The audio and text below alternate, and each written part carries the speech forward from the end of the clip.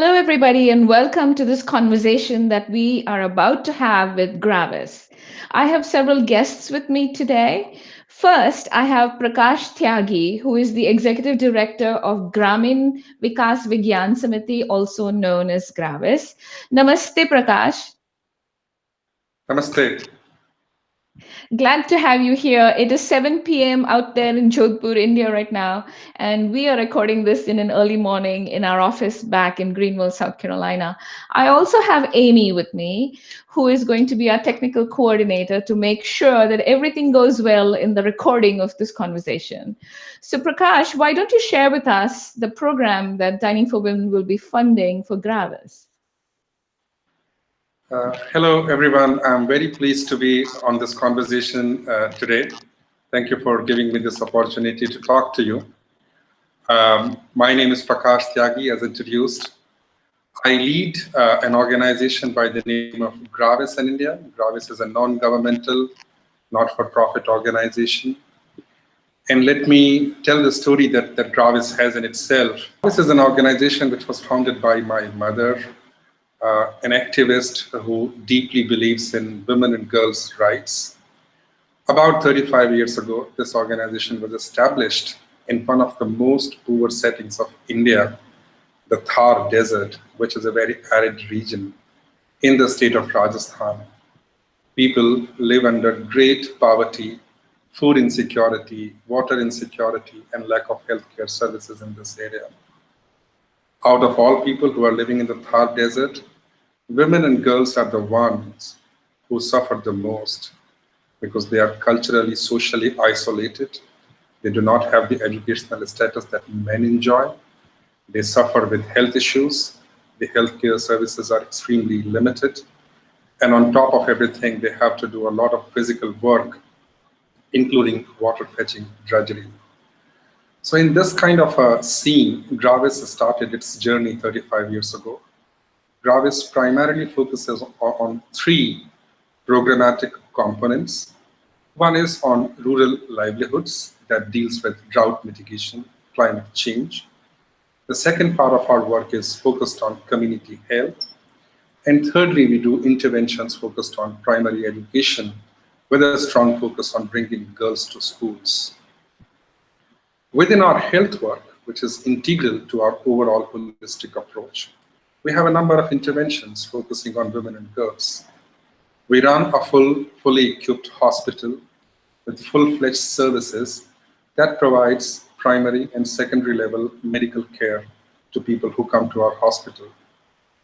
We are also doing outreach medical services in which we take those services to people's doorsteps, to their homes, within their communities. By doing all of this, we are creating an important referral service as well to make sure that people who need much more higher medical care of tertiary level, they could be referred to higher medical institutions available within the area. Along with doing all the medical services, we have a strong focus on public health side of health, which includes training, capacity building, sensitization, awareness generation, and all other dimensions that would improve women and girls' health. With the support of Dining for Women, we have envisioned a new project. The project is called Improving the Health of Women and Girls in the Thar Desert of India. The overall goal, the overall vision behind this project is that we contribute to improving the health status with a greater emphasis on sexual and reproductive health aspects of women and girls. With this vision, we have thought of three objectives, three dimensions that the project will look at. The first one is health knowledge, health education. To do that, we are hoping to set up a cadre of community-based health workers or village health workers. These are going to be the women from the community, a local resource, who are going to be trained by us, who are highly acceptable in the communities, and with the knowledge that we are going to provide, they will become an excellent knowledge source within the communities. They will then reach out to women, adolescent girls, and adolescent boys to improve their health knowledge on sexual and reproductive health issues. Secondly, we are going to look at activity component, which is going to be about mobile pharmacy. And the reason behind that is that the nutritional supplies and the essential medicines are very scarcely available to women and girls in rural areas. And we would want to make sure that our trained resources take those supplies to people's homes, to their households, at costs which are affordable and feasible, with sustainability in our minds. Thirdly, and most importantly, nutrition is such an important factor contributing to women and girls' health. And nutrition is something which is a big gap in this area because of droughts, because of climate change issues, because of lack of water for irrigation. Women and girls do not have fruits and vegetables in their diets, which cause deficiencies of micronutrients. With this in view, we are hoping to set up household horticulture units. These are going to be small units of fruit and vegetable plants, which will provide these nutritional supplies to women and girls in their diets.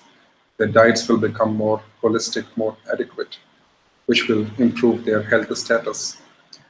So with these activities, with this approach, with this community-based model, with sustainability being an important factor in the entire project approach, we hope to improve the lives, the health status of 3,500 women and girls in this project.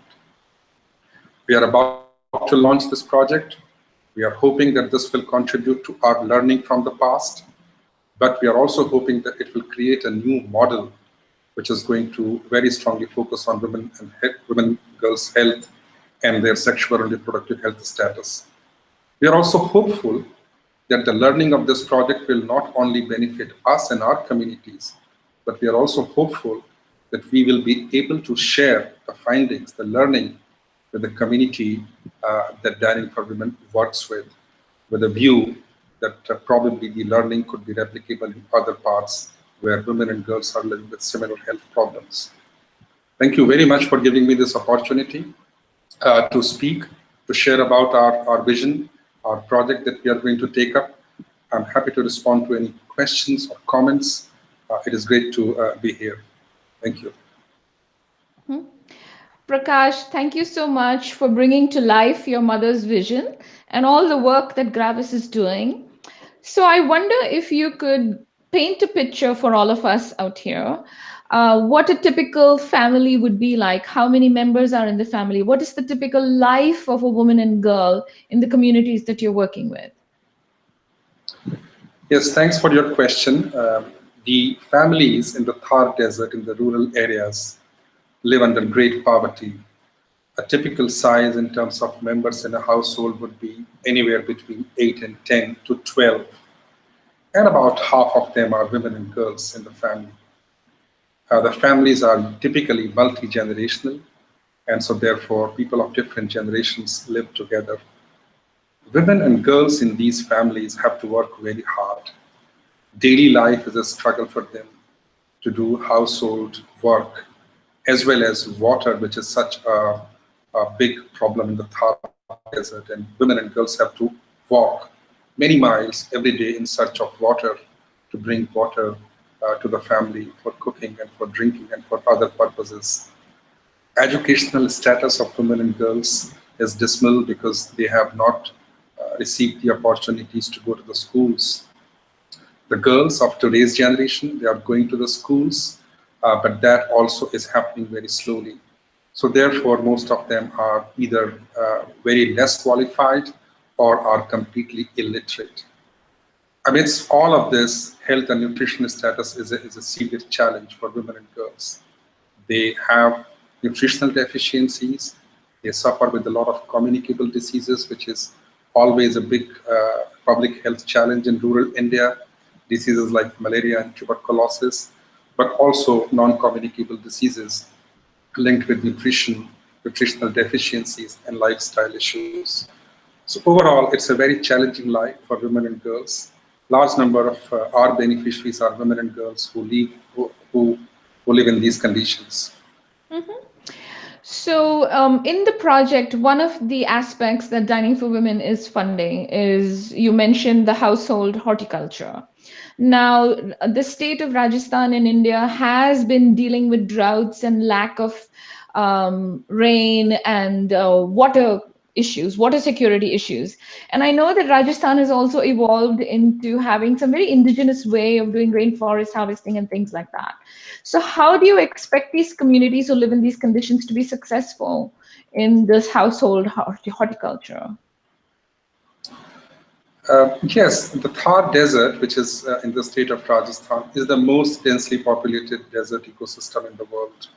There is no other desert which has such a large population. More than 25 million people live in this desert, which tells about people's resilience, people's willingness to cope with the conditions and to face the challenges. So it's a very resilient community that we work with.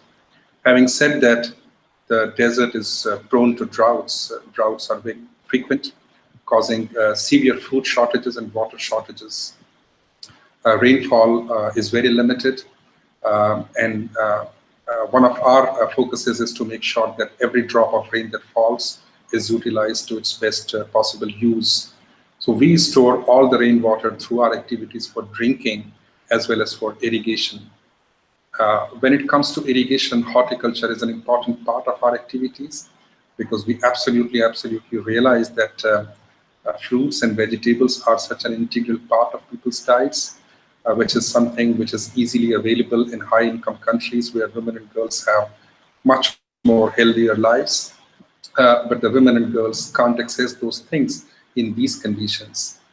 It is challenging to cultivate fruit plants and vegetable plants, but it is possible to do with right amount of technology and right amount of knowledge. We have been quite successful in the past in raising uh, horticulture units, and the impacts are very clearly visible on women and girls' health. Their nutritional status has improved. The rainwater, which is available in small quantities, can actually be stored very effectively through proper structures and proper techniques. And we are very careful in selecting the species which are low water consuming, which will survive the climate, which will survive in low water availability. So with that right technology, right knowledge that we have from the past, and with the support of the communities, and with the right training and capacity building which is going to be imparted, we are confident that horticulture will be successful and will be the most important contributor because nutrition is such an important pillar of women and girls' health. Mm-hmm. So, Prakash, my last question in the brief time that we have left, I wanted to ask you whether the women and girls in these communities will make adequate use of your mobile clinics, or do you face some kind of challenge with their desire to use folk remedies or things like that, or are you just working together with all of it? Um, we will work with community-based health workers. As I said in the beginning, that's the first very important resource. With the help of these workers, which are basically local women who are well known in the communities, who are well accepted in the communities, our role becomes easier because we have those communicators available within the communities who can convey our messages with conviction and with confidence, and people will listen to them. There will definitely be some reservations, which is a part of every community-based project in the beginning. But this is something that we have done in the past. When we do the projects, we need to spend some time in explaining our activities, the best possible strategies to take out the stigma, the reservations within the communities. But we are quite confident that after initial briefing, initial meetings with the communities, people will understand the value of these mobile medical services. Eventually, women and girls lack these services. They are dependent on external medical aid, which is oftentimes inaccessible, expensive, unaffordable. What we are going to do is to provide those services which are more feasible, more affordable, as well as qualitative. So it will be a very positive impact on their health and nutritional status. And we are quite confident that women and girls will receive those services very positively. Well, Prakash, dhanyavad. Thank you so much for joining us in this conversation. Our members are delighted to hear about Rajasthan and about your communities. Before I wrap up this conversation, I just wanted to address a few events that are coming up that may be of interest to Dining for Women members. As you all know, there are multiple ways in which you can keep in touch with Dining for Women. We often post our events on Facebook. We also have an events page on our website under the tab Join Us.